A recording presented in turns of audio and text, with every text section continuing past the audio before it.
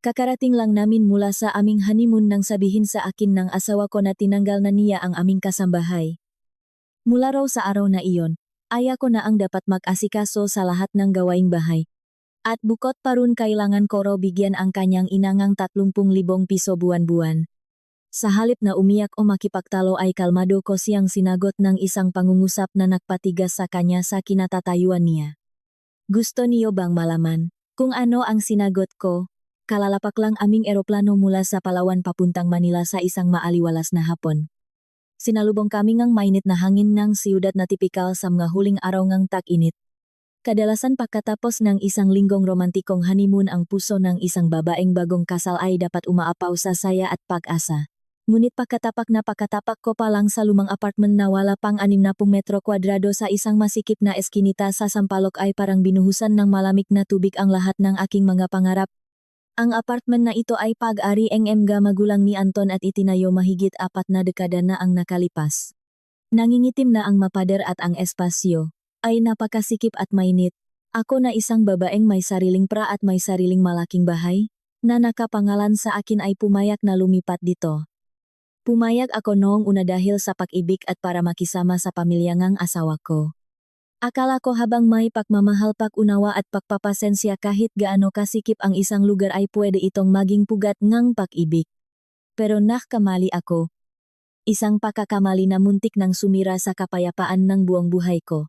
Kabibitaw ko pa lang sa mabigat kong maleta sa sahig ng maliit na sala at hindi pa man lang ako nakakahinga ng maluwag ng ibato ni Anton ang kanyang bag sa lumang sofa. Biglang nagbago ang tabas ng kanyang mukha. Wala na ang lambing at pag-alaga niya noong nasa beach pa kami.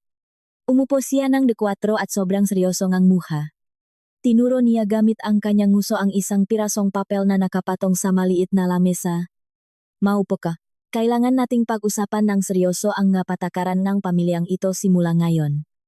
Ang boses ni Anton ay puno autoridad na parang isang boss na nagutos sa kanyang empleyado.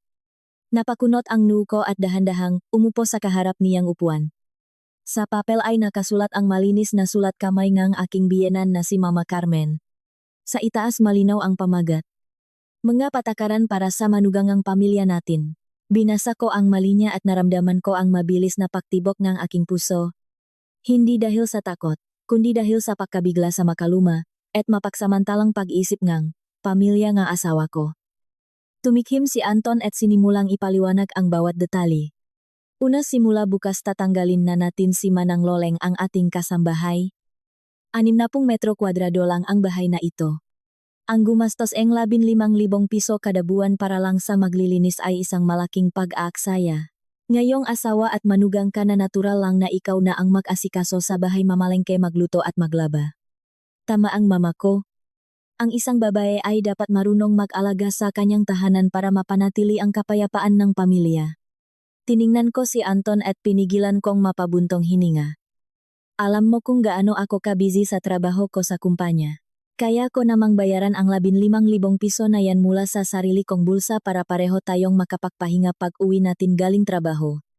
Bakit kailangang sa akin ibagsak ang lahat ng gawaing bahay? Pinutol ni Anton ang pagtutol ko gamit ang isang matikas na kumpas na kamay. Hindi lang pera ang isyu rito kundi ang ugali at responsibilidad mo. Sabi ni Mama, ayos lang daw na ang mga modernong babae kumikita ng para sa labas. Pero pag uwi nila dapat nilang hubarin ang kanilang posisyon sa opisina at gawin ang mga gawaing bahay.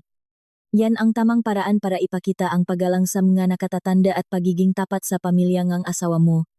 At may isa pang napakahalagang bagay. Simula sa buwang ito ikaw na ang sasagot sa lahat ng gastusin sa bahay, kuryente, tubig at pagkain. At higit sa lahat kada buwan bibigyan mo ang mama kong 30,000 piso. Nanlaki ang mga mata ko sa sobrang gulat. Bibigyan ko siya ng 30,000 piso at para saan? Isipin mo na lang na tulong mo yan sa mga magulang ko at parang upa mo na rin dito sa bahay. Nahirap ang mga magulang ko para maipundar ang bahay na ito at ngayon ay pinapagamit nila sa ating dalawa. Tama lang at makatarungan na mag-ambag ka nga 30,000 kada buwan. Ang mabuting manugang ay hindi na bibilang ngang kwenta sa pamilya ngang asawa niya. Ang masalita ni Anton ay parang mapatalim na sumaksak sa tiwala ko sa kasalang ito. Sa likod ng maskara ng isang mabait at maunawaing lalaki ay nagtatago pala ang isang malalim at makalumang pag-iisip na mababa ang tingin sa mababae. Hindi ako itinuturing ng kanyang pamilya bilang katuwang sa buhay na kasama sa lahat ng bagay. Tingin nila sa akin ay isang walang sweldong katulong at isang ATM na pwede nilang gatasan.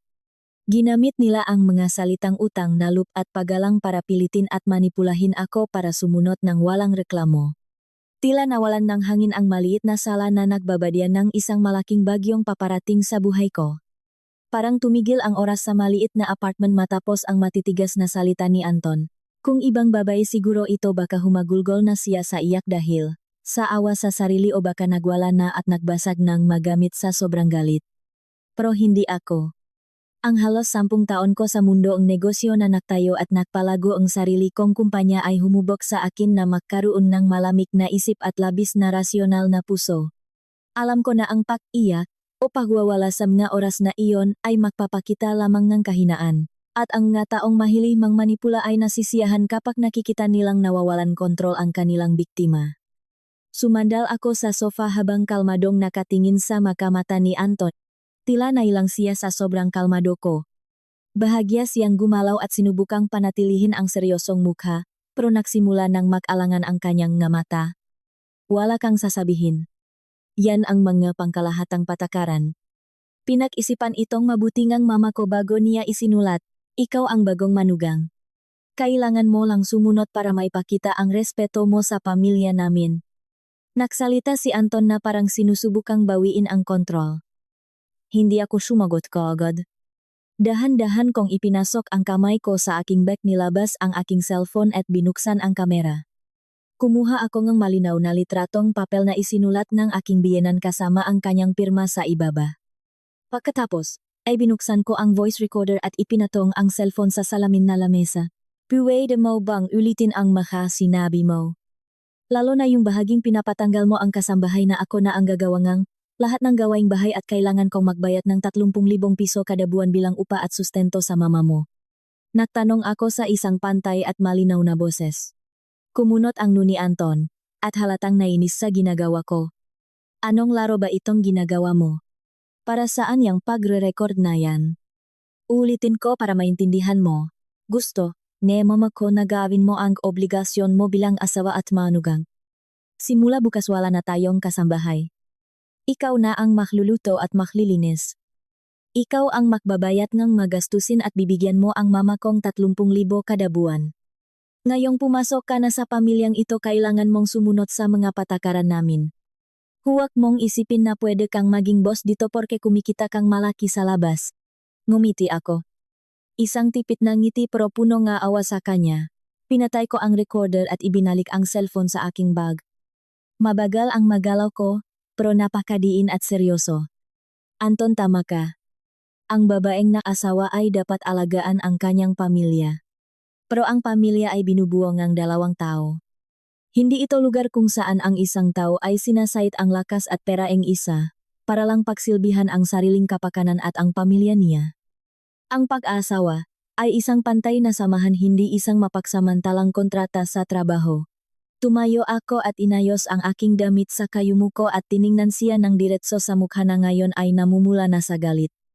Malingap at malinaw ang boses ko, hindi sumisigaw pero sapat ang bigat para durugin ang kanyang walang kwentang ego.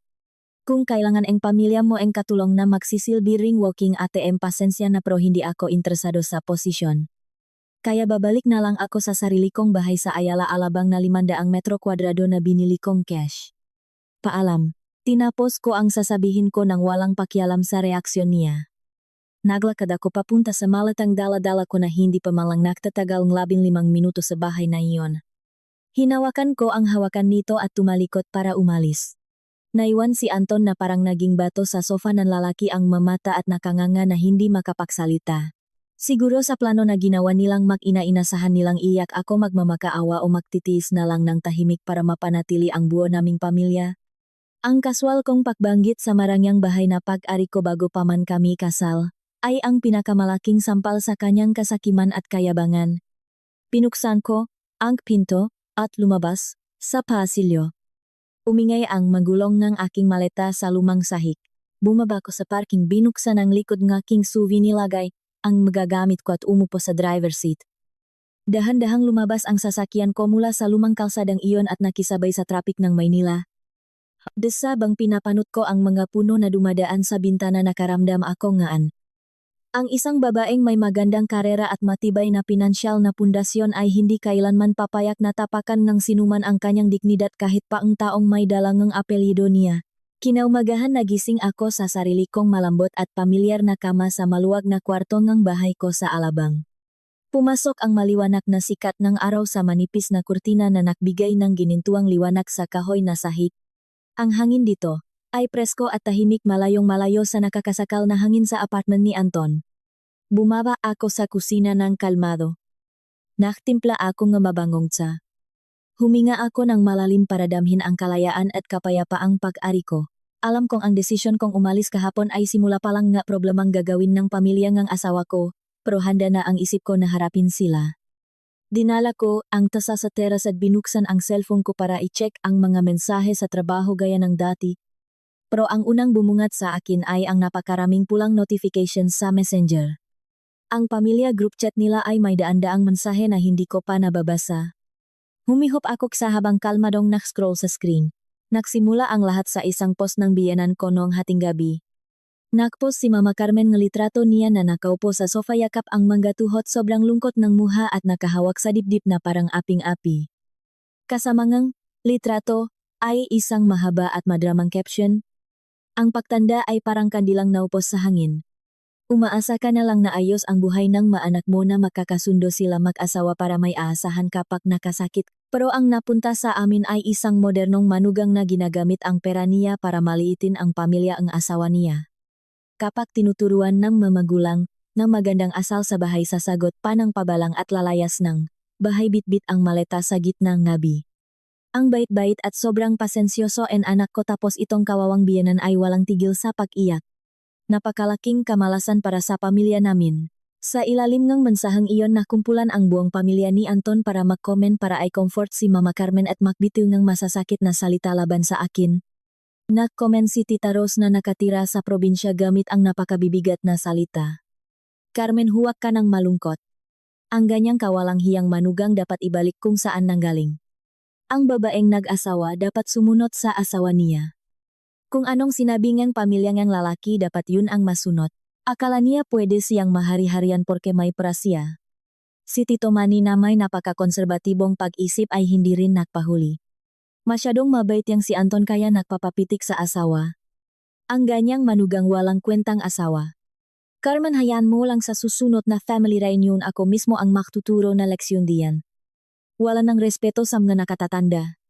Na kanya-kanyang share ang mapinsan tito at tita sa mensahe at tinakpa ako sa group chat para kutyain at siraan. Nagmamarunong silang maging hurado gamit ang tradisyon para husgahan ang isang taong hindi man lang nila sinubukang kilalanin ng lubusan. Naniwala sila sa maluhang buwaya ni Mama Carmen na awa sa pekeng kabaitan ni Anton at ginawa akong isang masama at walang kwentang demonyo na sumisira sa pamilya nila. Binasa ko ang bawat komen ng hindi nakakaramdam ng kahit katiting na galit o inis. Nakaramdam lang ako ng pagkakatawa at pait sa pekeng pagmamahal ng pamilyang iyon. Ang mga nakatatanda sa pamilya na dapat sana ay maging gabay patas at maunawain ay madaling nakpadala sa sismis na ginagamit ang masalita para manakit ng iba. Wala silang pakialam kung ano ang totoo, kailangan lang nila ng taong mapagbubuntungan ng galit nila. Alam kong gusto ni Mama Carmen na gamitin ang pressure ng pamilya at mga kamag-anak para pilitin akong sumuko, mapahiya at bumalik para humingi ng tawad. Akala niya ang isang nakababatang babae ay matatakot sa kahihiyan sa publiko at para may salba ang pangalan ay yuyuko na lang at susunod sa lahat ng hinihingi niya. Pero maling-mali siya. Hindi ako isang mahinang bulaklak na pinalaki sa loob ng kwarto. Ako ay isang matibay na puno na may malalalim na ugat na dumaan na sa napakaraming bagyo sa buhay. Sa halip na mag-aksaya ang oras sa pakikipagtalo o pagsusulat ang mahabang paliwanag, tahimik kong naisave ang lahat ang screenshots, ngumiti at nahintay ang tamang oras para tapusin ang nakakatawang dramang ito. Kinahaponan wala pa ring tigil ang mga notification sa group chat ng pamilya nila. Ang maparinak at pang-insulto ay sumusubra na. Panahon na para patayin ang apoy na ito bago pa kumalat at makasira sa personal at profesional kong reputasyon. naniniwala ako na sa harap ngang paninira hindi palaging ginto ang pananahimik. Minsan ang isang malakas na ganti, na may dalang matibay na ebidensya ang tanging paraan para maibalik ang respeto. Binuksan ko ang folder sa laptop ko at hinanap ang dokumentong maingat kong inihanda bago ang kasal. Isa itong prenup agreement, isang legal na paghihiwalay ng mga ari-arian na may malilinaw na kondisyon na ginawa ng aking personal na abogado. Nakasaad doon ng napakalinaw ang kalayaan sa pananalapi, ang hindi panginggialam sa personal na buhay ng mag-asawa at higit sa lahat ang ikaapat na kondisyon. Igagalang ngang mabiyenan ang propesyonal na karera ngang manugang, hindi hihingi ngang sa pilitang buwan ng sustento ng walang pahintulot at hindi pipilitin ang manugang na akuin mag-isa ang lahat ng gawaing bahay. Sa ibaba ng papel malinaw na nakasulat ang mga pirma at thumbmark ng magulang ni Anton kasama ang pirma mismo ni Anton. Ang pangalawang ebidensya ay isang audio recording na ginawa ko noong nakausap ang dalawang pamilya namin. Bago pa man itakda ang petsa ng pamamanhikan ay maingat ko nang itinago ang dalawang files na ito sa cellphone ko. Sa group chat patuloy pa rin sa pangaral si Tita Ros. Kailangan nating tawagan ang mga magulang niya at kausapin. Aanhin mo ang mataas na pinag-aralan kung ganyan siya kabastos sa biyenan niya. Hindi ba siya nahiya? Sa mismong sandaling iyon makasunod kong ipinadala ang dalawang file sa group chat.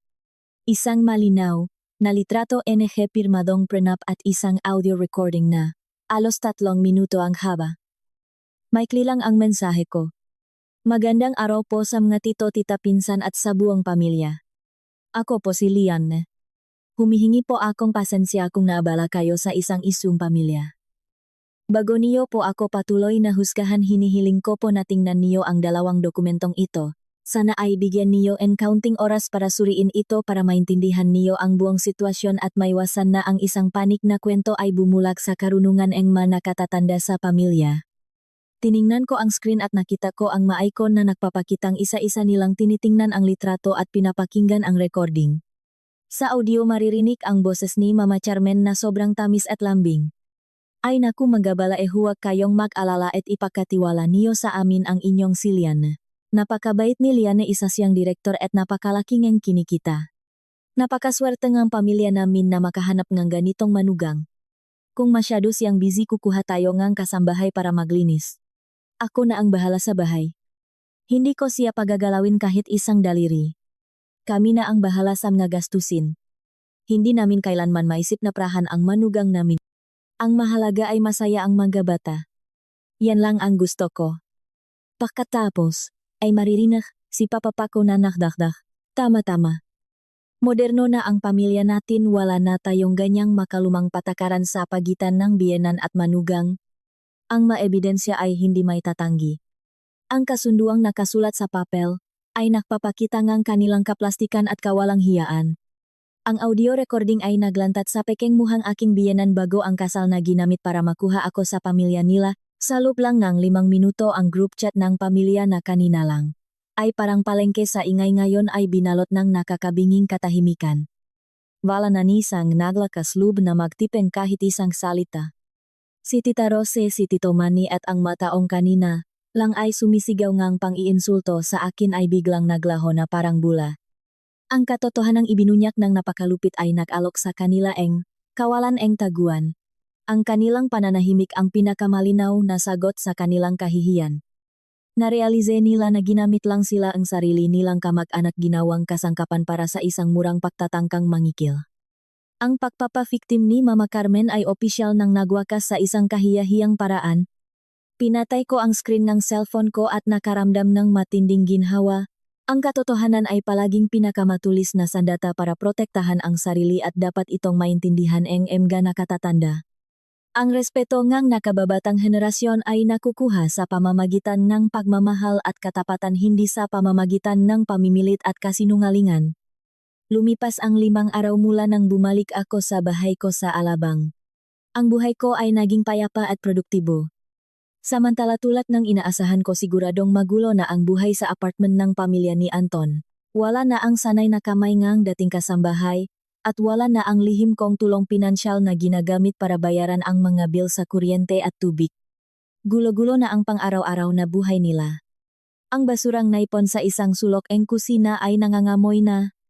Ang mga maruruming damit ay nakatambak sa ibabaw ng washing machine nang walang pumipindot para labhan ito. Sa isang malungkot na hapunan na may matabang na kanin at sobrang alat na ulam sumabog ang isang matinding pag-away sa pagitan nilang tatlo. Hinampas ni Papa Pacho ang lamesa nagrereklamo sa dumingang bahay at sa hindi makain na pagkain. Si Anton na nainis na sa mga problema sa trabaho at pagod na pagod ay tumaas ang boses at sinisi ang kanyang ina sa pagiging masyadong mahigpit sa pagpapaalis sa kasambahay at sa pagpapahirap sa buong pamilya. Naramdaman ni Mama Charman na pinagtutulungan siyang asawa at anak niya kaya nagsimula siyang sumigaw ipinagtatanggol na ginawa niya iyon para turuan ang manugang at protektahan ang tradisyon ng pamilya. Hindi niya inasahan na magmamatigas ako at lalayas ng ganun-ganun na lang. Dalaeng galit at paknanais eng maginhawang buhay na kaisip si Mama Charmen eng isang napakatalinong plano. Hinatak niya si Anton sa sala at pabulong na ipinaliwanag ang kanyang diskarte. Sinuri niya na sa huli kasal pa rin kami ni Anton sa mataang batas. Kung mag-organisa ang pamilya ng isang malaking hapunan at imbitahan, ang lahat ng mga nakatatanda at kamag-anak gamit, ang pressure ng pamilya at tradisyon siguradong mapipilit nila akong yuko at humingi ng tawad. Pero ang pangunahing layunin ng hapunang ito ay hindi lang para pabalikin ako para gumawa ng gawaing bahay. Mas malaki ang ambisyon ni Mama Charman. Gusto niyang gamitin ang presensya ng maraming tao para ipitin ako at piliting ibenta ang bahay ko sa Alabang. Ang pera mula sa benta ay gagamitin para bumili ng mas malaking bahay na nakapangalan sa aming dalawang mag-asawa para may hati si Anton sa ari-arian. Ang sobrang pera na aabot sa milyon-milyon ay kailangan kong ibigay ng kusa sa aking magabiyenan, bilang ipon nila sa pagtanda. Sa makitit at sakim na isip ni Mama Charmen kapag pumasok na ang manugang sa pamilya niya lahat ng ari-arian nito ay automatikong pag-ari pamilya ng lalaki. Nang marinig ni Anton ang mapang-akit na plano ng kanyang ina kumislap ang mamata niya sa kasakiman. Nakalimutan niya ng tuluyan ang nababala ko noong araw na umalis ako. Ang kanyang mahina at palaasang pag-ugali ang nagtulak sa kanya na kumapit sa ilusyong ito na parang salbabida. Nang gabing iyon kinuha ni Mama Charmen ang telepono at tinawagan isa-isa ang lahat ng kamag-anak. Mula sa pinakamatanda, sa pamilya hanggang kina Tito Manny at Tita Ros. Umiiyak nang wagas gumawa siya ng kwento na nagalit lang daw ako dahil sa maliliit na bagay at gusto ang pamilya na mag-organisa ng isang pribadong hapunan para makabati kaming mag-asawa. Nakiusap siya sa mga nakatatanda na pumunta para pangaralan kaming mga bata. Para makmukhang mayaman at magarbo ng utang si Mama Charmen sa makaibigan niya at nagpareserba ang VIP room sa isang napakamahal na seafood restaurant sa Makati. Sigurado siya na pagdating ko sa hapunan ako ang magbabayad ng buong bill para hindi ako mapahiya sa harap ng mga kamag-anak. 2 ibon sa isang bato. Pipilitin ang matigas na ulo ang manugang na ibigay ang mga ari-arian nito at makakakain pa ang masarap na handaan ng walang ginagastos kahit 1 sentimo. Ang nga may itim na planong ito ay itinago sa likod ng mga salitang pamilya at pagmamahal naghihintay na ihagis ang lambat para ubusin ang yaman ng iba. Sabadong gabi kumikinang ang VIP room ang restaurant sa ilalim ng mga magarbong ilaw. Sa umikot na lamesa na kahain, ang mga mamahaling seafood supot tahong na may cheese at lobster. Ang pamilya ni Anton at mahigit 1 dosen ng kamag-anak ay nakaupo na nawekwentuhan at masayang nagtatawanan. Hinihintay nila ang kanilang biktima walang iba kundi ako na dumating para simulan ang kanilang panghuhutot. Eksaktong alas 9 ang gabi bumukas ang pinto ang kwarto. Pumasok ako suot ang isang eleganteng itim na damit na nagpapatingkat sa aking matapang at kagalang-galang na aura. Pero ang nakpanganga sa kanilang lahat ay hindi ang suot ko kundi ang presensyang 2 taong kasama ko. Ang aking mga magulang na sina Eduardo at Isabel ay pumasok sa likuran ko. Ang papa ko ay nakasuot ng napakalinis at formal na suit. Ang mama ko naman ay nakasuot ng magandang damit na velvet. Ang kanilang kagalang-galang at kalmadong tindig na tipikal sa isang edukado at disenteng pamilya ay agad na tumabon sa maingay at magulong atmosfera ng pamilya ng asawa ko. Sina Anton at Mama Carmen ay tila naging bato. Nawala ang ngiti sa kanilang mga labi. Hindi nila inasahan na isasama ko ang magulang ko sa sinasabi nilang hapunan para makabati. Pero nandiyan na kaya kailangan nilang ituloy ang palabas. Tumihim si Tito Manny sinusubukang magmukhang autoridad para simulan ang kanyang talumpati. Nagbitiw siya ngang magasgas na linya na normal lang daw ang pag-away ng mag-asawa. Pinayuhan niya akong magpasensya unahin ang obligasyon sa pamilya ngang lalaki at umuwi na agad para alagaan ang aking nga biyenan ng tama. Si Tita Ros na nakaupo sa tabi niya ay nakdagdag ng nakakalasong komento na kumikita nga raw ako pero napakadamot ko raw nakakapit sa mga ari-arian ko at hindi iniisip ang kinabukasan ng pamilya ng asawa ko. Matapos ko silang hayaang matapos sa kanilang panimula sinimulan na ni Mama Carmen ang kanyang pangunahing hinihingi.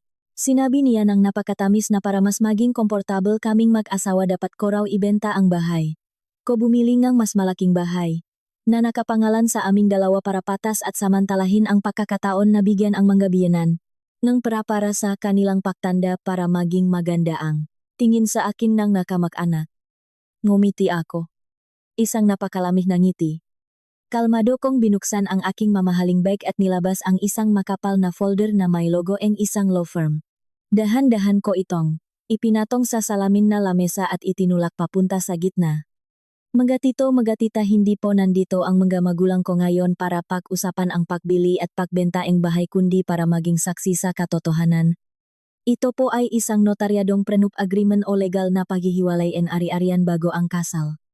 Ang bahay sa Ayala Alabang ay nabili ko bago pa man kami ikasal na pundar mula sa sarili kong paghihirap at walang kahit anong kinalaman kay Anton o sa pamilya niya. Pinapatunayan itong batas at wala akong obligasyon na ibahagi ang bungangang aking pinahirapan sa mga taong tingin sa akin ay isa lamang makina na naglalabas ng pera. Bumaksak ang nakakabinging katahimikan sa kwarto. Lumingon ako para tingnan si Anton ng diretso sa mata. Malinaw na umalingaw-ngaw ang boses ko. Anton, kung gusto mong tumira sa bahay ko ayos lang sa akin pero linawin natin ang kwentada. Ang upa sa isang 500 metro kwadradong bahay sa Ayala Alabang base sa presyo ngayon ay nasa 250,000 piso kada buwan. Bukod pa rito ang bayad sa pagtatrabaho ko sa bahay ninyo bilang isang executive housekeeper ay nasa 50,000 piso kada buwan. Sa kabuuan kung lilipat kayo ng pamilya mo doon kailangan niyo akong bayaran ng 300,000 piso kada buwan. Ang tanong ko, sapat ba ang sweldo mong 70,000 piso para bayaran ako? Namutla ang mukha ni Anton na parang papel. Nanginginig ang kanyang mga labi na hindi makapagsalita. Natahimik din si Mama Carmen at ang mamata niya ay puno ng matinding pagkabigla. Nakatinginan ang mga kamag-anak ni Anton na puno ng kahihiyan. Wala na ni isa ang naglakas loob na magsalita para ipagtanggol sila. Ang lahat ng kanilang mapekeng argumento ay tuluyang naduro ng aking kalinawan, katapatan at matalas na lohika. Tumayo ako at hinawakan sa braso ang mamagulang ko.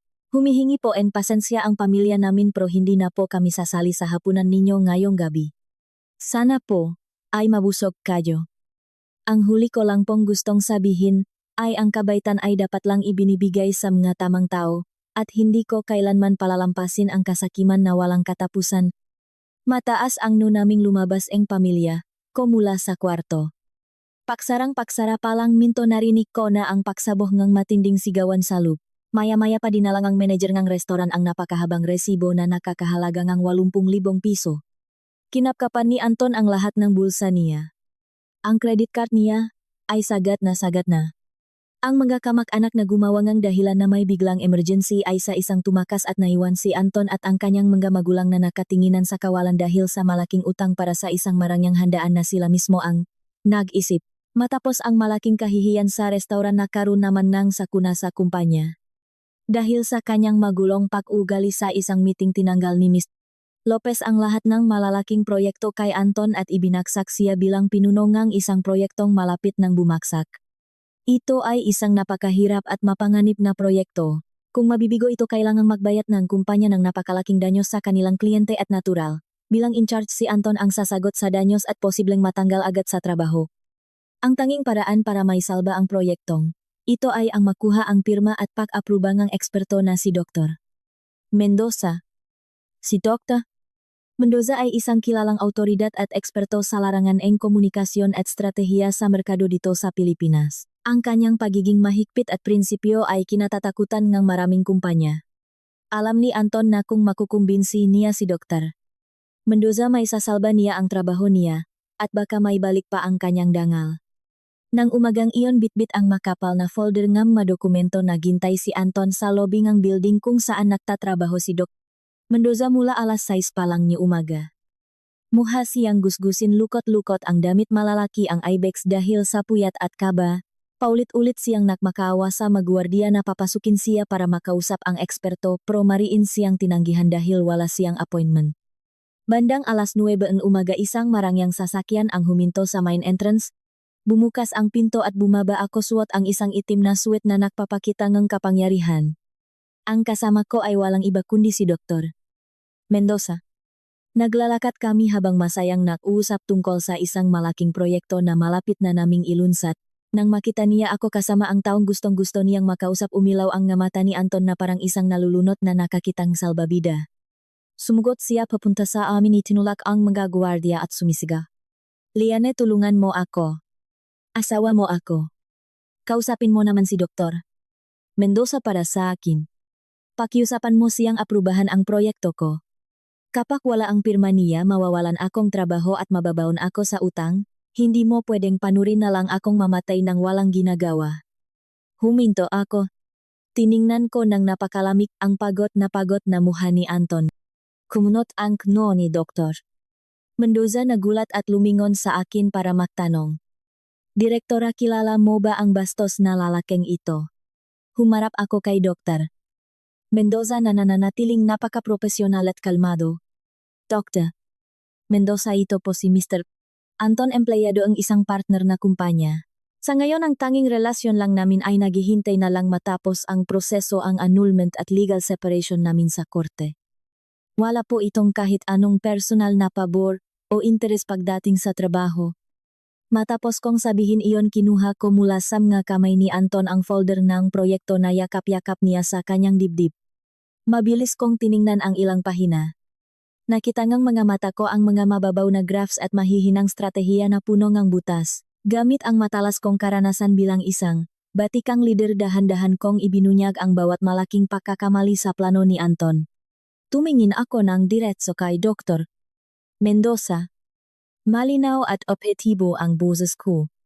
Mula sa pananaw ang isang profesional na partner, naniniwala po ako na ang planong ito ay imposibleng gumana. Mali ang target market. Hindi mayos ang budget allocation at walang plano para sa risk management. Kung aprubahan niyo ang ganitong kahinang proyekto, masisira ang personal na reputasyon ninyo at ning buong alyansa natin. Tumango si Dr. Mendoza. Sumasang-ayon ako. Kinuha niya ang folder mula sa makamay ko at ibinato iyon sa dibdib ni Anton. Umalis ka na. Puro palpak ang trabaho, walang kakayahan, tapos gagamitin mo pa ang personal na relasyon para makakuha ng pabor. Huwag na huwag mo nang dadalhin sa akin ang basurang ito para lang mag-aksaya ang oras ko. Hindi ko na binigyan si Anton kahit isang suyak po. Mataas ang noo. Pumasok kami ni Dr. Mendoza sa elevator na para lang sa mga VIP. Nakatayo sa gitna ang malawak na lobby na paluhod. Si Anton sa malamig na marmol na sahig habang nakakalat ang madokumento sa paligid niya. Ang huli niyang pag-asa ay malupit na pinatay, hindi dahil sa paghihiganti kundi dahil sa sarili niyang kawalan ng kakayahan at sa nakasanayan niyang pag-asa lang sa ibang tao. Ang kanyang karera ay opisyal nang nagwakas. Natalo na sa hapunan at nasira pa ang karera ng kanyang anak. Si Mama Carmen ay hindi makatulog sa sobrang galit. Ang kanyang katigasan ng ulo at pakauhaw sa kontrol ay pumipigil sa kanyang tanggapin ang pagkatalo. Sa huli nagdesisyon siyang gamitin ang kanyang pinakamatinding baraha. Isang lumang taktika pero palaging epektibo sa emotional blackmail ang magpanggap na may malubhang sakit at nag-agaw buhay. Isang umaga biglang bumaksak si Mama Carmen sa gitna ng sala, hawak ang kanyang dibdib at sumisigaw sa sakit. Sa sobrang takot ni Anton, tumawag siya ang ambulansya at dinala ito sa isang malaking pribadong ospital sa siyudad. Matapos gumamit ng koneksyon para makakuhang mamahaling private room, tinawagan agad ako ni Mama Carmen. Ang boses niya ay napakahina, parang malapit ng malagutan ng hininga. Lian, na inatake ako sa puso. Nasa emergency room ako ngayon. Sobrang daming trabaho ni Anton. Ang biyenan mong lalaki ay matanda na at mahina na rin. Hindi niya ako kayang alagaan. Bilang manugang, pwede ka bang maklif muna sa trabaho para pumunta dito sa ospital at alagaan ang mama mo? At isabay mo na rin ang pera pang deposito para sa ospital. Sabing, siguro siya na dahil sa obligasyon ko bilang manugang at sa pressure ng mga tao sa ospital at kamag-anak ay hindi ako maglalakas loob na tumanggi. Nakasandal sa upuan sa opisina ko sa bahay na pangisi ako. Sumagot ako gamit ang isang napakatamis na boses. Opo mama. Huwag po kayong mag-alala, magpahinga lang po kayo. Hayaan niyo pong ako na ang mag-asikaso ng pag-alaga sa inyo. Sinisiguro ko po na makukuha ninyo ang pinakamagandang serbisyong medikal. Pero maling-mali si Mama Carmen kung iniisip niyang pupunta ako doon para linisin ang dumi niya at maging alila niya. Nag-transfer agad ako ng 500,000 piso sa isang private medical agency at kumuha ng isang private nurse na nagnanggalang Hector. Si Hector ay isang dating sundalo, matangkat, malaki ang katawan, may bakal na disiplina at napakahigpit. Napakalinaw ng utos ko kay Hector. Alagaan ang pasyente base sa pinakamahigpit na medical protocol at pigilan siyang gumawa ng kahit anong makakasama sa kalusugan niya. Kinahapunan dumating si Hector, bitbit ang kanyang magamit sa kwarto ni Mama Carmen sa ospital. Nang makita nilang pumasok ang isang hindi kilalang lalaki na matangkat at nakatakot, ang tindig na pangangasi na Mama Carmen at Anton. Seryosong ipinakita ni Hector ang kanyang ID at nagdeklara sa matapang na boses. Magandang hapon po, ako po si Hector, ang professional nurse na kinuha ni Ma'am Liane para magbigay ng espesyal na pag-alaga sa pasyente. Simula sa oras na ito, lahat ng galawang pasyente ay nasa ilalim ng aking mahigpit na pagbabantay para masiguradong gagaling siya. At doon nagsimula ang bangungot ni Mama Carmen. Gamit ang dahilan na ang mga pasyenteng may sakit sa puso ay kailangan ng matinding pahinga, kinumpis ka agad ni Hector ang cellphone niya at pinakbawalan siyang gumamit ng kahit anong gadget. Ang pagkain niya ay ginawang napakahigpit. Imbes na masarap na kare-kare o bulalo na gusto niya, ang pinapakain lang ni Hector sa kanya ay malapnaw na lugaw na walang lasa at konting giniling na karne na walang kahit anong asin.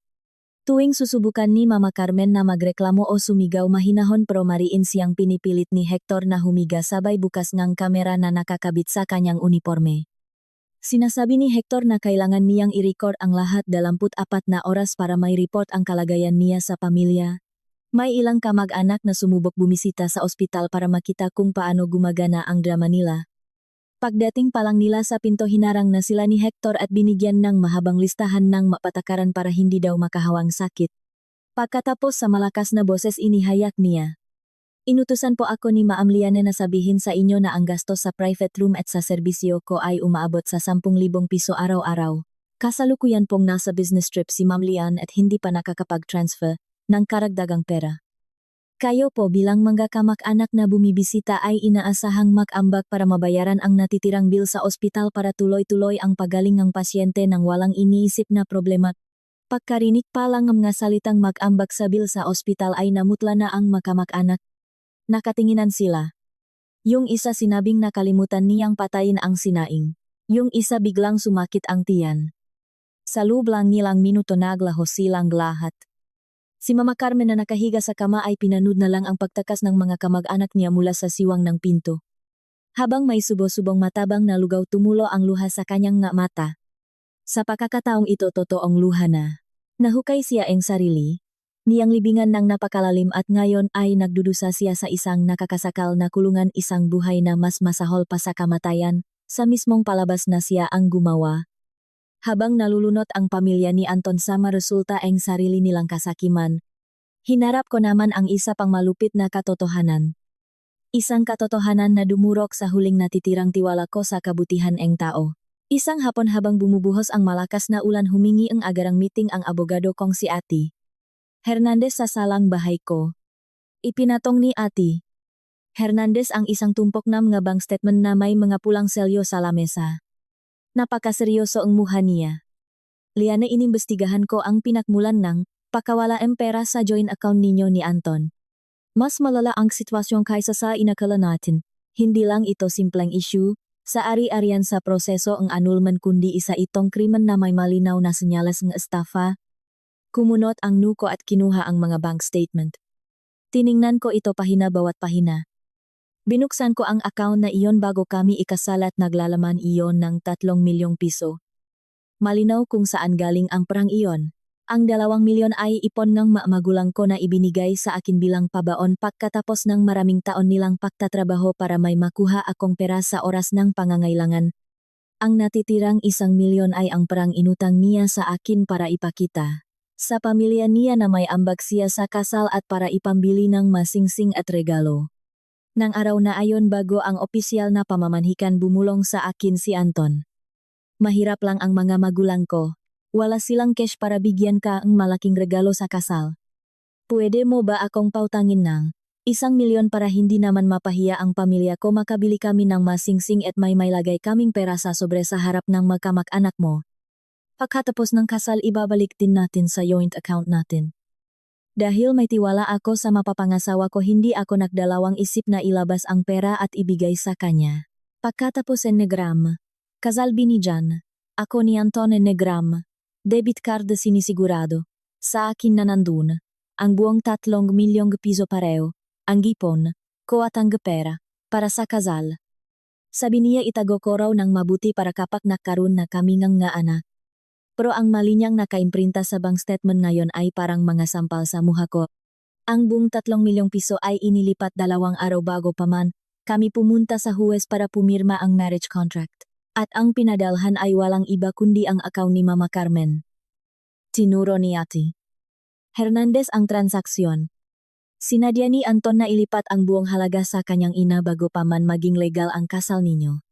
Inabuso niya ang tiwala mo. Binigyan ka niya ng debit card na walang laman para lokohin ka. Yung 1 milyon para sa kasal ay pera mo na inutang niya. At yung 2 milyon ay personal mong ari-arian. Ang lihim na paglilipat na ito ngang pra ay nagpapatunay na plano na ang pamilya niya na estapahin ka bago pa man kayo ikasal. Tahimik akong nakaupo sa sofa. Ang tunog ng ulan na tumatama sa bintana ay malungkot pero napakalinaw ngang isip ko. Nag-alap ang galit sa dibdib ko. Kaya kong tiisin ang katamaran at ang makalumang pag-isip ng pamilya ng asawa ko. Kaya kong palampasin ang mga pang-iinsulto at drama ng biyenan ko. Pero hinding-hindi ko mapapatawad ang malupit na panloloko at ang walang hiyang pagnanakaw sa perang pinahirapan at pinagpawisan ng mga magulang ko. Hindi na ako itinuturing ng pamilyang iyon bilang manugang o kahit ATM man lang. Tingin nila sa akin ay isang biktima na pwede nilang ubusan ng yaman. Kahit anong natitirang pagmamahal ko kay Anton kung mayroon man ay tuluyan ng nabaon sa maruming putik ng kanilang makasariling plano. Hinampas ko ng malakas ang folder sa lamesa at tiningnan si Ate Hernandez. Ang mga mata ko ay kasing lamig ng yelo, buo ang desisyon at walang kahit anong pag-aalinlangan. Attorney, ihanda niyo na ang lahat ng kailangang legal na papeles. Gumawa kayo agad ang demand letter para ipadala kay Anton at hilingin na ibalik niya ang buong 3 milyong piso sa loob ng 24 na oras. Kapag lumipas ang oras na iyon at wala pa ang pera sa account ko, formal tayong magsasampa ng kasong estafa sa pulisya. Sa pagkakataong ito hahayaan kong ang batas ang magturo sa kanya kung ano ang kapalit ng kasakiman na walang hangganan. Matapos ang masinsinang pag-usap namin ni Ate Hernandez at hawak ang lahat ng legal na ebidensya, nagdesisyon akong gawin ang susunod na hakbang. Ayoko nang makaroon kahit anong kinalaman sa pamilya nila kahit isang segundo. Ang kanilang pagtatraidor at kasakiman ay lumagpas na sa kayang tisin ng isang tao. Kinabukasan, habang nagsisimulang lumiwanag ang sikat ng araw, nakaupo ako sa opisina ko. Kinuha ko ang cellphone ko at tinawagan si Anton. Matagal bago may sumagot sa kabilang linya. Pagod, mainitin ang ulo at puno ng stress ang boses ni Anton. Halatang durok na siya sa bigat nega, mga problema sa trabaho at pamilya. Hindi ko na siya binigyan ng pagkakataong bumati at dumiretso na ako sa punto gamit ang napakalamig at malinaw na boses. Anton, bibigyan kita ng eksaktong 24 na oras para ibalik ang buong 3 milyong piso sa account ko. Kasama diyan ang 2 milyon na ipon ng mamagulang ko. At ang 1 milyon na inutang mo para sa regalo sa kasal. Kayo ang mama mo ay nakunsabahan para nakawin ang pera bago pa man tayo ikasal. Hawak ko ang lahat ng bank statements na nagpapatunay nito. Kung bukas ang umaga ay wala pa ang pera sa account ko, magsasampa ang abogado ko ng kasong estafa laban sa inyo sa autoridad. Natahimik si Anton. Sa kabilang linya, naririnig ko ang mabilis at takot niyang pahinga. Maya-maya sinubukan niyang hinaan ang boses niya, sinusubukang itanggi ang lahat. Liane, anong sinasabi mo? Anong pera? Anong estafa? Ang card na iyon ay para sa pera nating dalawa. Pinaitago ko lang sandali sa mama ko. Bakit ka ba gumagawa ng itong gulo? Mag-asawa tayo. Bakit kailangan pang idamay ang pulis? Tumawa ako ng malakas. Isang tuyong tawa puno ang pandidiri. Hindi mo na kailangang umarte. Ang card na binigay mo sa akin ay walang laman. Ang paglipat sa account ni Mama Carmen ay ginawa bago pa tayo pumirma ng marriage contract. Legal na personal kong pera iyon. At ikaw ay nakagawa ng pagnanakaw at estafa. Nagsisimula na ang 24 na oras mo. Pinatay ko ang tawa. Umalingaw-ngaw ang tunog ng naputol na linya. Sa kabilang dulo sa sobrang panik ibinato ni Anton ang cellphone sa kama. Puting-puti ang mukha niya na parang nakakita ng multo. Dali-dali siyang kumuha ang jacket. Tumakbo siya palabas ang bahay at sumakay ang taksi papunta sa ospital kung saan nag-iinarte pa rin ang mama niya. Habang nasa bayahe gulong-gulo ang isip ni Anton. Kilalang-kilala niya ang ugali ko. Kapag sinabi ko gagawin ko. Ang isipin na makukulong siya dahil sa estafa ay malinaw na pumasok sa isip niya at nagpanginig sa kanya. Pagdating sa pinto ngang private room padabok na pumasok si Anton hindi pinansin ang pagsubok ni Hector na pigilan siya.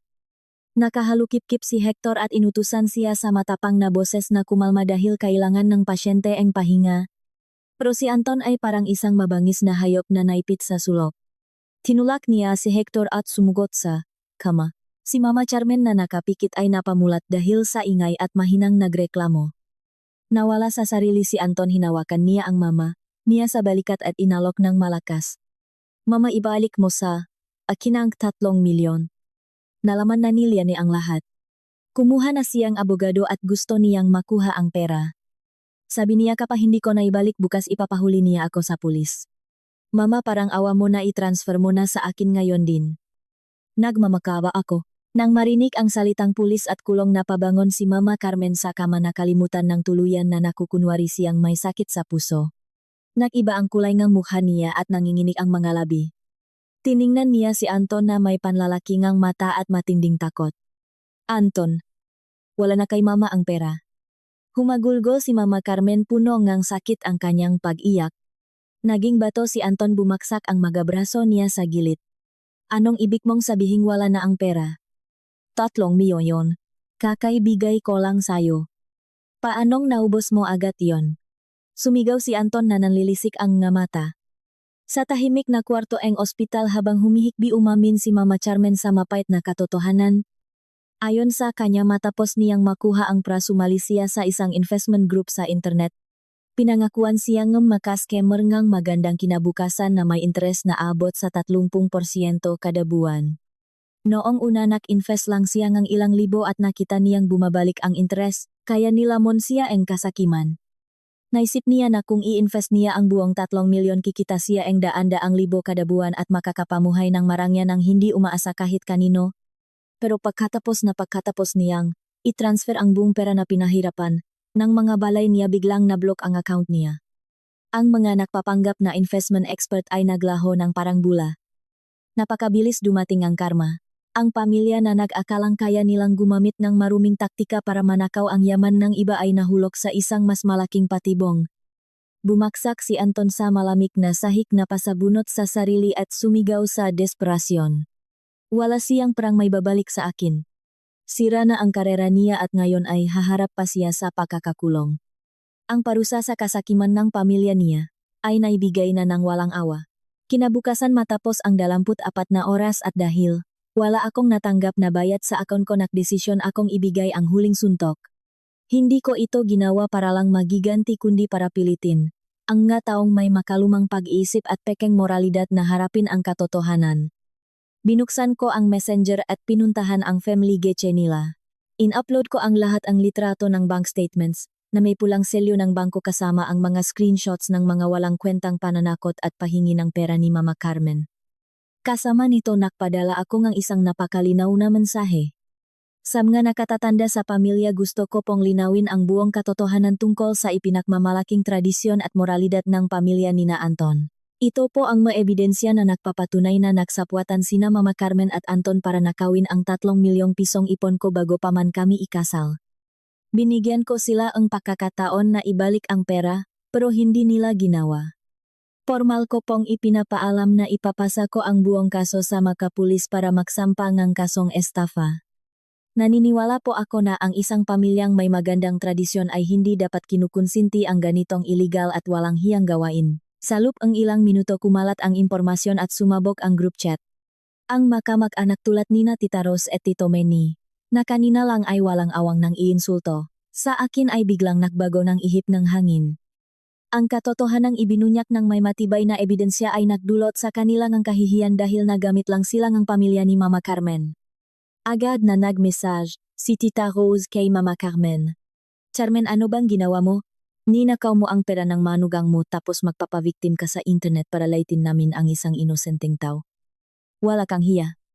Simula ngayon huwag na huwag ka nang magpapakita sa pamilya natin. Hindi rin nakpahuli si Tito Manny. Hindi ko akalain na kayang gumawa ang pamilya ninyo ang ganyan kawalang hiyang bagay. Ang kasakiman ay nagdadala sa pagkasira. Ngayong idedemanda na kayong manugang ninyo sa pulis. Kahihiyang, kayo sa pelido na ching. Pinuputol ko na ang ugnayan sa inyo. Ang pagtalikot nga kamag-anak ay simula pa lang. Sa ospital mas magulo at mas nakakatakot ang eksena. Si Mama Carmen sa pagsubok na makakuha ng pera para mabawi ang nawala sa scam ay nangutang sa mga kilalang loan shark at nagpapautang. Nang kumalat ang balita na iimbestigahan ng pulis ang pamilya nila, nagmadaling pumunta sa ospital ang mga inutangan niya para bawiin ang pera nila. Ang mga sigawan, mura at paniningil ay umalinggaw-gaw sa buong pasilyo. Si Hector, ang nurse na kinuha ko, ay tumayo sa pinto at sinabing tapos na ang kontrata niya dahil hindi na nagbabayad ang pamilya sa ospital. Mabilis niyang iniligpit ang mga gamit niya at umalis. Agad na nagpadala ang ospital ng magwardiya para paalisin ang mga tao at inutusan ang pamilya ni Mama Carmen na pumirma para ma-discharge agad dahil sa panggugulo. Sa gitna ng kaguluhang iyon, walang tigil ang pakring ng cellphone ni Anton. Tawag iyon mula sa HR ng kumpanya niya. Napakalaming ngang boses ng manager. Mr. Anton, nirebisa ng management ang buong record mo. Bukod pa rito, nakatanggap ang kumpanya ang impormasyon tungkol sa pagkakasangkot mo sa isang legal na eskandalo na may kinalaman sa estafa na labis na nakakasira sa imahe ng kumpanya. Pirmado na ang desisyon para tanggalin ka sa trabaho. Hinihiling namin na pumunta ka bukas sa opisina para ibalik ang magamit ng kumpanya at pumirma sa clearance mo. Bumagsak ang cellphone mula sa mga kamay ni Anton at nabasag sa sahig. Nakatulala siya, pinaliligiran ng maasumisigaw na inutangan habang pinapanot ang mama niya na walang tigil sa pagiyak sa kama. Ang papa niya na si Papa Paco na kararating lang mula sa bahay nang makita ang ex ng iyon ay muntik nang himatayin sa sobrang gulat. Sira ang karera na dungisan ang pangalan ng pamilya, baon sa utang at naghihintay ang kulungan. Sinira nila ang sarili nilang buhay gamit ang sarili nilang mga kamay dahil sa walang katapusang kasakiman at sa nakasanayang pag-atang ng buhay sa ibang tao. Ang kahihiyang, iyon ang pinakatamang parusa para sa mga taong hindi marunong magpahalaga sa tunay na halaga ang pamilya. Sama sumunod na araw ang bagyo, ang utang at eskandalo ay tuluyang sumira sa pamilya ni Anton na nag-iwan lamang ng gaguho. Sa apartment nilang 60 metro kwadrado, araw-araw may kumakalampak sa pinto para maningil ng inutang ni Mama Carmen. Hindi na makalabas ang bahay si Anton, nakukulong na lang sa madilim na kwarto at nilulunot ang sarili sa alak na lalong nagpapalabo sa isip niya. Sa halip na isisi sa sarili niyang kahinaan at sa kasakiman ng pamilya niya ang kanilang pagbagsak, nagtanim si Anton ng bulak na galit laban sa akin. Sinisisi niya ang pagiging walang awa ko raw sa pagkasira ng pamilya niya. Iniisip niya na kung ibinigay ko lang sana ang pera, kung sumuko ako at ibinenta ang bahay ko, hindi sana utang ang mama niya at hindi sana siya natanggal sa trabaho. Ang pag-isip niya bilang biktima ay tuluyang nag-alis sa kanyang pagkatao. Samantala ang kumpanya ko ay kakapirma lang isang malaking kontrata. Para ipagdiwang ang malaking tagumpay na ito, nagdesisyon akong mag-host ng isang malaking party sa malawak na garden ng bahay ko sa Alabang. Kabilang sa mga bisita ang buong board of directors, mahahalagang partners sa negosyo, at mga malalapit na kaibigan. Napakaganda ng ayos ng lugar, may mga sariwang bulaklak, mainit na ilaw at mga baso ng mamahaling alak. Lahat ay nakasuot ng magagarbong damit habang nakikinig sa malambing na musika. Nalaman ni Anton ang tungkol sa party mula sa mga dati naming kakilala. Lasing na lasing at desperado, nakaisip siyang isang baliw na plano. Gusto niyang sirain ang event, ipahiya ako sa harap ng mga big boss sa negosyo para maramdaman ko rin ang kahihiyang nararanasan niya. Nagtago siya ng malaking kutsilyo sa bulsa ng jacket niya at pasuray-suray na sumakay ng taxi papunta sa bahay ko. Maraming guwardiya sa village ng araw na iyon, pro dahil sa daming ng bisitang labas-pasok, sinamantala ni Anton ang gulo para makapasok. Gumapang siya sa gilid ng mahalaman hanggang sa makarating sa garden kung saan nagkakasayahan ang lahat. Eksakto nang nasa maliit na stage ako may hawak na baso ang alak at handa nang magpasalamat sa mabisita ng may matinis na sigaw na sumira sa eleganteng paligid. Lumabas si Anton mula sa likod ng malaking flower arrangement na bunggo ang isang waiter na may dalang tray ng mga inumin. Bumagsak ang tray at nabasak ang makabaso sa bato na sahig. Napatingin ang lahat sa hindi kilalang lalaki. Nakakaawa ang itsura ni Anton.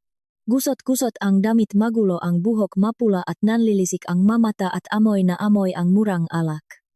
Pasuray-suray siyang lumapit habang nakaturo sa akin ang nanginginih niyang daliri. Tingnan ninyong mabuti. Ang babaeng nakatayo diyan sa stage ay isang walang pusong demonyo. Sumigaw si Anton sa paos na boses. Asawa ko siya pero walang awa niyang itinulak ang pamilya ko sa pagkasira. Ang mga magulang ko nagtatago dahil sa utang. Nawalan akong trabaho at lahat ng ito ay dahil sa kasamaan at pagiging mapangkwenta niya. May Jane Farisaf, akama kong mamuhay ng maliit niya ang pamilya ng asawa niya at pinilit ang mama kong mamuhay ng mas masahol pa sa kamatayan. Nandito ako ngayon para ipakita sa inyo ang totoong mukha ang kagalang-galang na direktorang ito. Pinalo ng tensyon ang bunggaan. Nagsimulang magbulungan ang mga bisita halatang nagulat. Tiningnan ako ng ilang partners na may halong pagdududa. Nang makita ni Anton na nakuha niya ang atensyon ngang, lahat lalo siyang tumapang umaarte, bilang isang kaawa-awang asawa na tinapakan ng kanyang matagumpay na misis. Humakbang siya papalapit sa stage, ang kamay ay nasaluk ng bulsa ng jacket mahigpit na nakahawak sa kutsilyo na gahanda para sa pinakabaliw na gagawin niya sa buhay niya. Sa isip ngang isang desperadong lalaki na wala nang mawawala, gusto niyang idamay ang iba sa putik kasama niya kahit ano pa ang maging legal na kapalit. Nakatayo sa stage sa harap ngang dose-dose ng matang nakatingin sa akin at sa baliw na sumisigaw, hindi ako nagpakita ngang kahit anong takot o kahihiyan. Ang mga taon ng karanasan ko sa pahawak ng mga krisis sa kumpanya ay nakatulong sa akin na manatiling kalmado. Ibinaba ko ang baso ng alak sa lamesa at dahan-dahang kinuha ang mikropono. Kalmado, malinaw at puno ngang autoridad ang boses ko nangingibabaw sa bulungan ngang mabisita. Humihingi po akong pasensya sa inyong lahat para sa abalang ito. Ang lalaking nasa harap ninyo ay totupong asawa ko sa papel. Pero ang masinabi niya ay puro kasinungalingan. Hindi po ako ang nagtulak sa pamilya niya sa pagkasira, kundi ang kanilang walang hanggang kasakiman at mga paglabag sa batas ang sumira sa sarili nilang buhay. Kumumpas ako ngang kamay. Mula sa likuran lumabas si Ate Hernandez, bitbit ang isang folder ng mga dokumento. Kinuha ko ang folder at itinaas para makita ngang lahat. Tiningnan ko si Anton ng diretso sa mata. Sinasabi mong malupit ako. Talaga? Anong tawag mo sa ginawa niyong mama mo na palihim? Napag-transfer ng 3 milyong pisong ipon ko at pera para sa kasal sa personal na account niya para nakawin ito bago pa tayo ikasal. Anong tawag mo sa plano ng pamilya mo na pilitin akong ibenta ang bahay ko at ibigay sa inyo ang lahat ng ari-arian ko? Naging estapado ka. In-invest ng mama mo ang ninakaw niyang pera sa isang online scam at naubos ang lahat, at ngayon pupunta ka rito para makpa-victim. Hindi ka ba nahihiya sa sarili mong na magulang? Hindi ka ba nahihiya bilang lalaki? Ang matatalim kong salita ay parang mga barena na bumasag sa maskara niya nga sinungalingan. Nagbulungan ang matao. Nagsimulang mapunta ang galit nila kay Anton. Wala nang naawa sa kaawa-awa niyang itsura. Sa halip nandidiri sila sa isang manggagamit at estapador na may lakas ng lupang manira ng tao. Narealitsa ni Anton na pumalpak ang plano niyang ipahiya ako. Ang kahihiyan ay nauwi sa hindi makontrol na galit. Sa isang sandaling kabaliwan inilabas niya ang kutsilyong tinago niya sa jacket. Sumigaw siya na parang hayop at sumugot sa akin. Papatayin kita. Kung lulubok ako, hindi ka rin mabubuhay ng tahimik. Naksikawan sa takot ang makabisita. Pero nanatili akong nakatayo at hindi umatras dahil inaasahan ko na ang desperadong galaw ang isang taong wala ng kawala. Nang itaas ni Anton ang braso niya mula sa makabilang gilid ng stage, 3 lalaking nakasuot ng formal na damit na kanina pa nagpapanggap bilang maabisita ang mabilis na sumugot. Sila ay mga pulis na nakasibilian na maingat na kinontak ni Ate Hernandez para masigurado ang kaligtasan ng event dahil inaasahan ko nang manggugulo ang pamilya ng asawa ko. Sipa ang isang pulis ang kutsilyo at tumalsik ito sa damuhan. Binaluktot ng 2 pa ang mga braso niya sa likod at idinapa siya sa lupa. Umalinggaw-ngaw ang tunog ng posas na kumandado sa mga pulso niya. Nagpupumiglas siya at sumisigaw. Nang desperado, pero hindi siya makawala. Lumapit si Ate Hernandez at formal na inyabot ang folder ng reklamo sa inspektor na in charge. Masir, ito po ang lahat ng ebidensya na nagpapatunay sa kasong estafa na ginawa ni Anton bukod pa sa pagtatangkang manakit gamit ang patalim trespassing at matinding pagbabanta. Hinihiling po naming naiproseso agad siya ni autoridad, ayon sa batas. Tumango ang inspektor at inutusan ang matauhan niya na dalhin si Anton sa police car na nahihintay sa labas ng gate. Habang kinakaladkad siya palabas, pagdaan niya sa harap NG stage tiningnan ako ni Anton. Sa kanyang mapupulang mata wala na ang galit kundi matinding takot at pagsisisi na huli na ang lahat. Mabilis na bumalik sa ayos ang party. Ang hustisya kahit minsan ay mabagal ay palaging dumarating. Ang mga nabubuhay sa panloloko, sa masasamang plano at sa kasamaan ay magbabayad ng napakalaking halaga sa mataeng batas. 6 na buwan matapos ang gulo sa party, humupa na ang lahat ng bagyo at nagbigay daan sa isang bagong simula. Hinatulan si Anton ngang pakakakulong dahil sa estafa, pagbabanta at panggugulo. Sa huling pagdinig sa korte muha na siyang butot balat at pagod na pagod, wala na ang yabang ng isang lalaking gustong pilitin ang asawa na isuko ang karera para maging katulong niya. Sa harap ng huwes bilang biktima, yumuko siya at pumayak na pumirma sa mga papeles ng annulment nang walang hinihinging kahit ano. Isang linggo matapos ang pagdinig nakatanggap ako ang sulat mula sa kulungan sa Muntinlupa. Nangingini ang sulat kamay ni Anton at puno ng pagsisisi. Sa sulat inamin niya ang kanyang kahinaan at ang pagkonsinti niya sa kasakiman ng pamilya niya. Humingi siyang taos, pusong tawad sa akin at sa mga magulang ko. Umasa siya na ang oras na ilalagi niya sa likod ng rehas ay makatulong para maging ibang tao siya na kayang kumita ng marangal at marunong rumespeto sa halaga ng iba. Matapos basahin ang sulat, hindi ako nakaramdam ng tuwa o saya. Tinupi ko lang ang papel at itinako sa drawer. Nawala na ang galit ko. Naintindihan ko na ang pinakamalaking parusa ay hindi ang paghihiganti kundi ang hayaang marealise ngang matao ang kanilang pagkakamali at maintindihan ang halaga ng pagiging mabuti. Tungkol naman sa mga magulang ni Anton, mapait ang naging kinahinatnan nila. Para mabayaran ang danyos, subukang bawasan ang sentensya ang anak nila at bayaran ang mautang sa manakpapautang na embarga ang korte ang apartment ni na Papa Pacho at Mama Carmen sa Sampaloc. Nawalan ng huling masisilungan sa kanilang pagtanda na pilitan ang dalawang matanda na lumipat sa isang madilim at basa-basang kwarto na inupahan nila sa labas ng Maynila. Sila na laging ipinagmamalaki ang kanilang tradisyon sa pamilya na nabubuhay sa ilusyon at kayabangan, ngayon ay kailangang magtula ang lumang kariton para mangalakal ng bakal plastik at karton para makaraos araw-araw at makaipon ng pamasahe para mabisita ang anak nila sa kulungan. Tinapon nila ang tahimik na buhay sana nila sa pagtanda dahil sa walang hanggang kasakiman. Patuloy na umunlad ang karera ko. Nakatanggap ang kumpanya ng malaking puhunan mula sa isang dayuhang grupo at nag-expand kami sa iba pang bansa sa Asya. Namuhay ako ng malaya, taas nu at puno nga hulugan. Isang hapon bago magpasko, napakalamig ng hangin sa mga kalsada ang Makati. Nakasakay ako sa mainit na sasakyan ko, nakahinto sa red light sa isang malaking intersection sa Ayala Avenue. Mula sa bintana, aksidente kong nakita ang dalawang pamilyar na figura na nangalkal sa basurahan sa gilid ng kalsada. Sina Papa, Paco at Mama Carming. Manipis at sira-sira na ang damit nila, ang makamay nila ay bitak-bitak at nangingitim sa lamig. Hirap na hirap si Mama Jarman na pulutin ang mijabasyong lata at ilagay sa isang sako. Binaba ko ng kaunti ang bintana. Pumasok ang malamig na hangin, dala ang tunog ng kanilang hirap na pahinga. Sa sandaling iyon, wala akong naramdamang saya na makita ang makaaway ko na natalo. Nakaramdam lang ako ng matinding lungkot sa kung gaano karupok ang buhay ng tao. At sa kamangmangan ng mataong hinayaang bulagin sila ang kasakiman. Kung tinanggap lang sana nila ako ng may totoong pagmamahal noong unang araw, baka nakaupo sila ngayon sa isang mainit at komportableng bahay pinaliligiran ng magiging apo nila. Nag-green ang traffic light. Tumaas ang bintana ko at dahan-dahan kong tinapakan ang silinyador. Umusat ang sasakyan sa malawak na kalsada, iniwan ang isang malungkot na nakaraan. Naintindihan ko ang isang malalim na katotohanan.